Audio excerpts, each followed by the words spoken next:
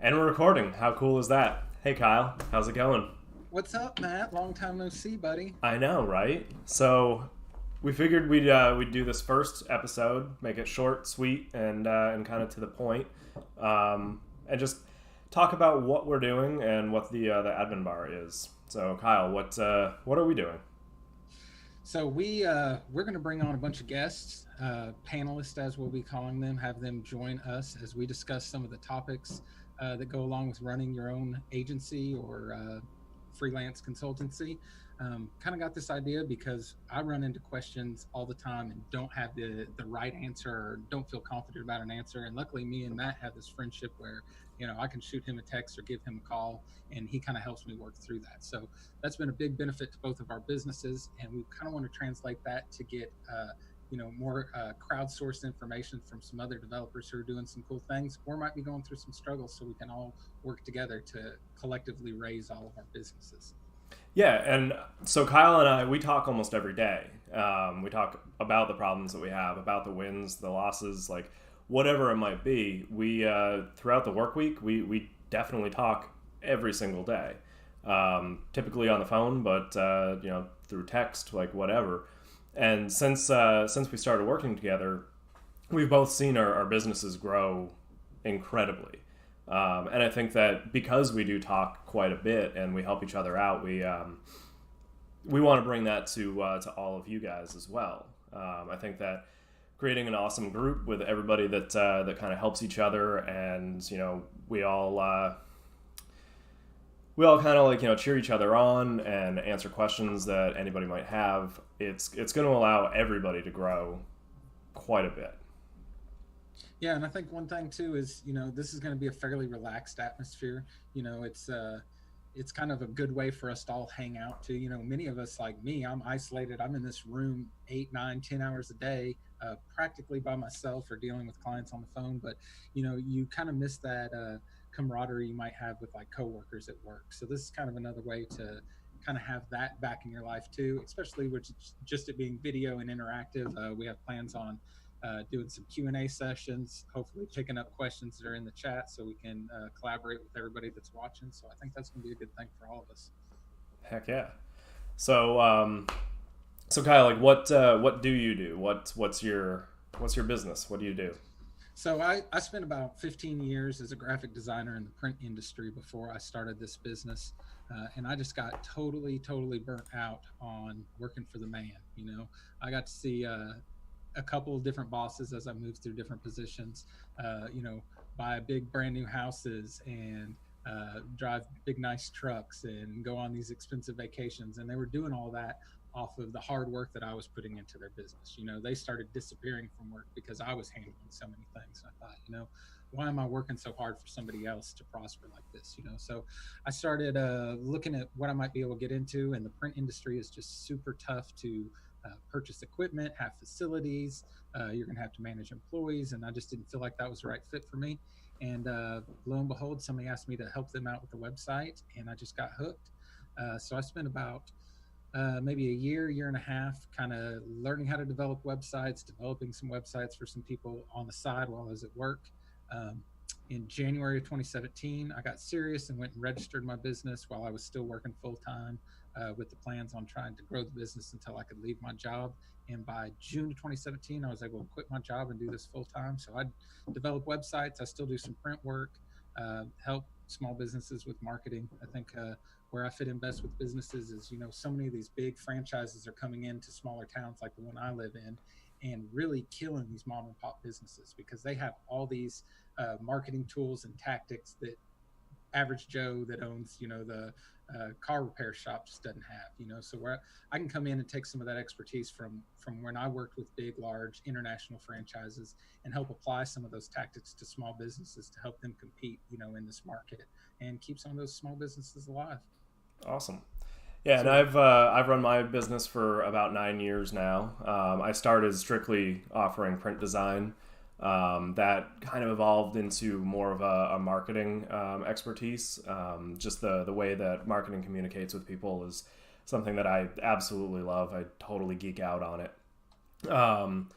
And it's kind of an easy path to lead from marketing to web work, because it's a very similar thing, as far as like communication and everything goes.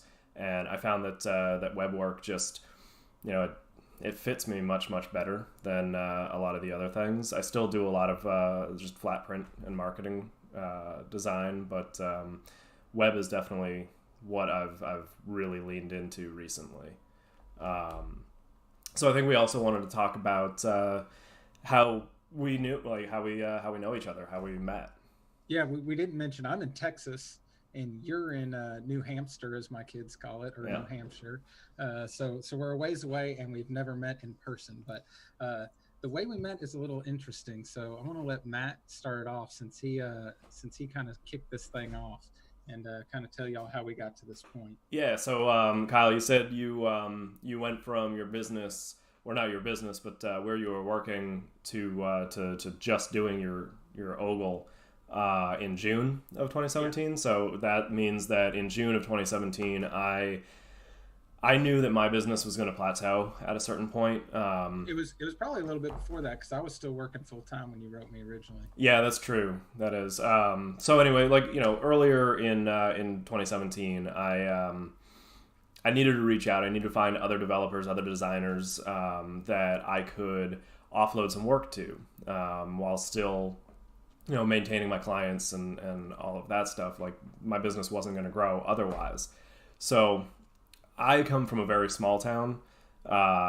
There's a few designers around. I consider myself one of the better ones. I don't want to, toot my own horn, but at the same time, there are a lot of really talented designers in small areas that, just because of the way, where they're living doesn't mean that, they don't produce amazing work. So I had the idea to hop on Google Maps and go to hub cities like Philadelphia, New York, Boston, and travel on the map about a couple of hours outside of these cities and search for graphic design or web design, and try to find some of these really talented yet smaller community people that are living in these communities, and reach out to these guys. I figured their prices were probably a little bit more in line with what I could do, as far as I wanted to be able to pay them their full rate rather than taking a cut or doing anything like that. It was just going to be easier to say, okay, how much is this, and just pay them to do it. Mark it up a bit to keep myself afloat, but make it as simple as possible. So one of the first people that I contacted was actually Kyle. I sent him an email posing as a business owner. So I kind of catfished him a little bit. But mainly I did that not really, with any ill intent or anything. I wanted to know how he spoke to his clients. I wanted to know how he wrote, how he would take on a new job. So I created a fake email, a fake persona, and emailed him, "Hey, I'm opening up a karate dojo. I need branding." And I think did I ask for a website as well, or is it just branding? No, it was just branding. You just asked for a logo, and I remember getting the email because I was still at my full-time job, and I would be doing work. I had my own office, so I would be doing work. Don't tell anybody. I was doing my own work while I was at work. So I got this email, and it was literally the first inquiry I got from anyone that I didn't know already. So I was super stoked. Yeah, I think you were a little overzealous. You Yeah. actually did the work before any kind of negotiation. Yes, I produced like 3 or 4 logo examples using his company name and stuff. Now I will defend myself. Like, I would never do that now, obviously. No. But I did that while I was on the clock, so it really didn't hurt anything. You're still getting paid. Yeah, but the problem was, Rob, the guy who emailed me, he just never emailed me back. I followed up with him several times, but I never heard anything from him. No, but a couple of months. Was it a couple of months or like a couple of weeks later? Yeah, I don't think it was much later. Yeah, so a couple of weeks later, you did hear back from me, and I gave you a call, and I said, was also "Hey, at work. yeah," and I said, "Hey, man, I I didn't tell you at that point. I just said, No, hey, I need to grow my business. I need people to outsource work to. Would you be interested? And you're sure. super excited about it. Yeah. And I was excited to have somebody that I could offload some work to.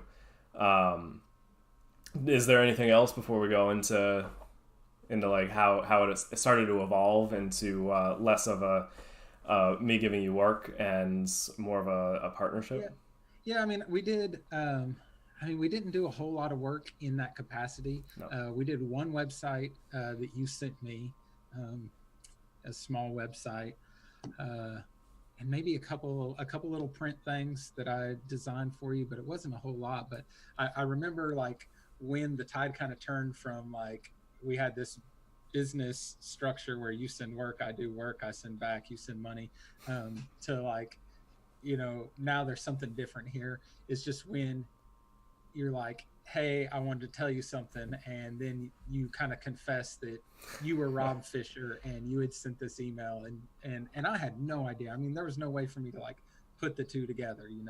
So I was pretty let's say I sent a pretty nasty email to Rob Fisher after that. But that was definitely the point where we kind of knew like things weren't working exactly the way we planned, but I think things were working a whole lot better. Yeah, absolutely. I mean, I started telling you, dude, you gotta charge more for these things. Yeah. I know that when you were first starting out, like anybody that's starting out any kind of agency, you need work and you need it fast. So Yeah. you're gonna And take on any job for any price. yeah, I really wanted to Um, quit my job too, so any money was good money. Exactly. I mean, I think every business owner goes through the same thing, or like designer or freelancer or whatever. Is that when you first start out, you're gonna do $20 business cards, or you're gonna do like $100 logo. I think the first website we did together, I think you charged like 7 or 800, and we split it. So I think I did Yeah, a website for like $350. exactly. And when you're first starting out, like that's definitely something that you do. You need to grow a portfolio. You need to do it Sure. relatively quickly so that you can start to charge more because you have past work. You have maybe some accolades from that stuff. But your design, Kyle, like you design and lay out things very similar to how I do, which is one of the reasons I was first attracted to working with you. You also answer your emails and you form sentences like I do as well, like when you're sending emails.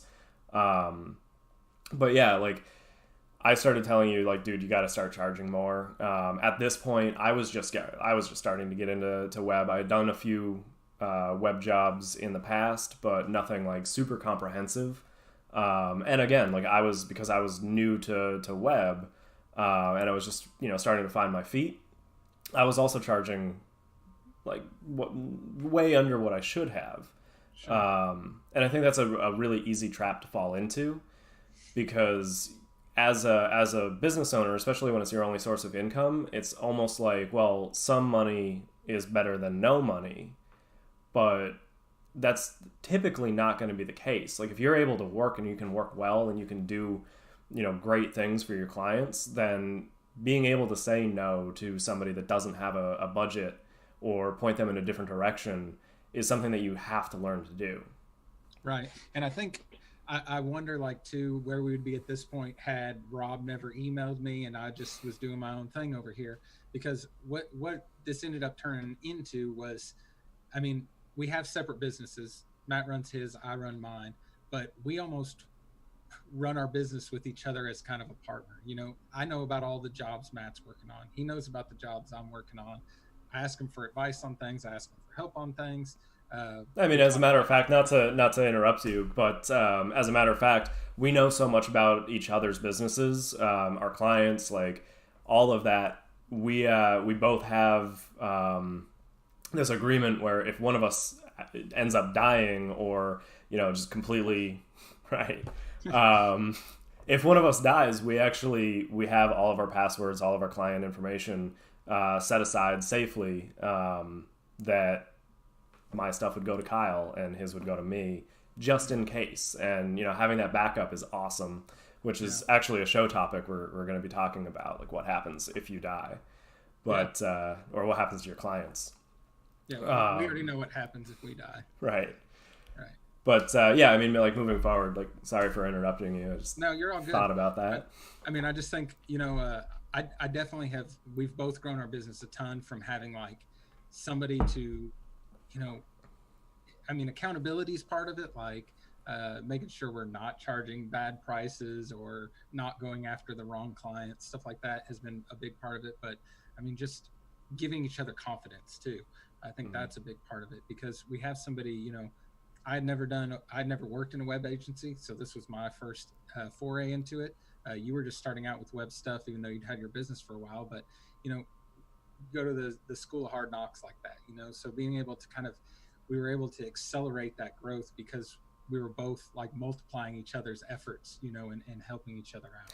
Yeah. And I think like, year after year, since I had started, my business always grew. Like I never had a year where I made less money than the previous year, but that growth was good, but it wasn't great. You know what I mean? And when Kyle and I kind of like partnered up and started doing what we're doing, that first year my business practically doubled, and that's insane. Like Right. I'm making far more money now because I have this relationship that pushes me to do better. We've almost gamified our businesses to an extent where at the end of the month we see what our closing is, and we kind of compete. And it's not really a money thing so much, but it's a growth thing. Yeah. Like how can we structure our businesses differently? How can how do we find the clients that we want to work with rather than the ones that we need to work with, if that makes sense. I know that since we've started talking and like working together, I've said no to many more projects than I've ever said in the 9 years that I've been working in the last year, and even though I've said no to that many clients or potential clients, I've still made double what I made last year. Right. And I think part of that too is like that accountability part of it. Or I know I've called before and said, hey, this customer went such and such. And you're like, dude, no way. Like, don't even, and then, you kind of second guess yourself sometimes, right? So you think like, should I do this? Should I not do this? And then when you hear somebody, in the back of your mind, you shouldn't be doing it. Well, it's almost like dating, it's almost like, if Kyle's start dating a girl, and you're in that first stage, you've just started. Yeah, he's married. He's not going to start dating, but this is being on the internet, so I don't need those rumors flying. All right, well, regardless, but yeah, like you start, you see a friend start dating, and they're excited, so that's akin to a client or a potential client emailing you and saying like, hey, I've got this web job, I've got the branding or whatever the job might be. You're excited, you want that job potentially, and similarly with with dating, like you're gonna miss a lot of red flags because of that excitement, and your friends can like they see it. They'll pull you aside and say, dude, like, are you sure? Like, there's all these issues that you're not seeing. And I think like that's kind of like what we're doing with each other as well. Like we're making sure that we don't fall into any traps, and we see the red flags that the other one might not see. Yeah, and that helps a lot. However, I gotta say that I think we're running a little bit long. So let's start talking about the actual admin bar, like what we're going to be doing, like our guests, our topics, like how we can bring like what we've just talked about into everybody's lives. Yeah, so I think that's kind of what inspired us to do this, and that's kind of why we wanted to talk about that backstory and like me and Matt's relationship working with each other, because I think this is something that can be replicated over and over and over and over again. And if it brings anybody else the success it's bringing us, it would be great for everyone, So yeah, and I mean, think about it. Like, just you and I, our business have both grown like crazy just from our each other, just from our help that we give each other. Like, if we're able to build this community with all of you guys and continue this with everybody's knowledge and Yeah, everybody's because experiences. believe me, I don't know everything, and neither does Matt. So No, we're no, no, looking I for try that. to pretend I do, but Yeah, I don't even try that. right. But But yeah, you I know, mean, just the larger the pool, the more we're going to be able to learn, and the more our businesses are going to just explode. absolutely, absolutely. So we're going to be bringing up some of the topics like things me and Matt just talked about. We have a list of guests that we've already confirmed that want to be on the show. Some panelists, so I'm excited about that. We got a list of like over 54 topic ideas for us to go over. Some of them, like one on the list, is like how to tell a client no. So not only tell a client no, I'm not going to make that repulsive change you asked me to, and here's why, and how you can do that eloquently and like sell that to them, or how when a project comes in that's not right for you, how you can, you know, me and Matt are both now easily saying, no, this isn't for me, pass them off to somebody else. So, we'll do a show and have some guests where we kind of unpack all those different ideas and how you can do that efficiently and actually grow your business by saying no. Yeah, and we're aiming to help everybody grow their businesses, and you know one of the things that we're going to definitely discuss is how to charge more, how to win clients, like bigger clients and bigger with bigger budgets. This year I landed a like my first like very large job. So one of our topics is going to be how you guys can position yourselves and not convince necessarily, but just sell the idea of this is why this website costs $10,000, $20,000, or $30,000. It's all value, and we're gonna definitely unpack that. Yeah. Another thing that we have on the list, and I think it's going to be pretty interesting, and I'm excited to see kind of who we get on to talk about this, is like how you can future proof your agency. Right now, the space we're in is pretty hot. Everybody needs websites. We have all these cool tools like Elementor and Beaver Builder that help us do all these web jobs really easily. But, 3 years ago, those things didn't exist. And 3 years from now, they probably won't either, because all this stuff is cyclical. So if you only rely on those tools, how are you going to maintain your growth throughout time? So we have, some plans on talking about ways you can kind of future-proof that, so you're not stuck when those technologies change.